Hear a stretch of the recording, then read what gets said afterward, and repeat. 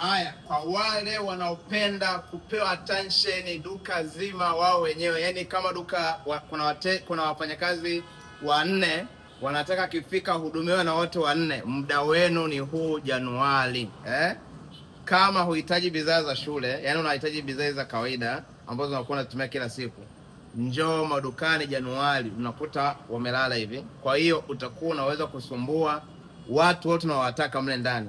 Unaweza kumtaka bosi kama yupo umemkuta dukani akuhudumie, huyo akuhudumiwa kusikilize.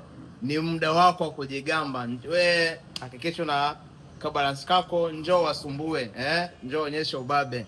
Maana unahitaji hela yako hiyo, sababu kipindi hiki maduka mengi wame relax tu, yani hawana mishe nyingi, pukushani zile nyingi zimepungua. Kwa hiyo ukija sasa hivi utawakuta wanachati na simu, wanacheza cheza, na ni kipindi pia cha unaweza ambacho unaweza kukitumia kuja kufanya tafiti mbalimbali za biashara, ili uweze kujua vipindi vyote uliwaona wakiwa wamejaza madukani. Biashara na aina bidhaa unazotamani kuzifanya zilikuwa zikipendwa sana, watu wako wengi dukani. Kwa kipindi hiki wamerelax, kwa hiyo ndio unaweza kukupa picha kwamba hiki kipindi huwa kipoje, biashara hii, bidhaa hizi huwa zinafanyikaje.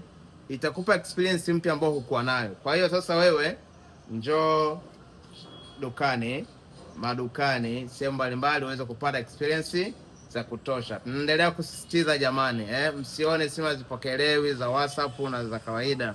Dukani tumefunga jamani, bado tumefunga. Naendelea kusisitiza kama tulivyotoa tangazo, bado tumefunga. Tunaendelea kuwapenda na kuwasubirisha, kuandalia surprise kibao za vitu vizuri.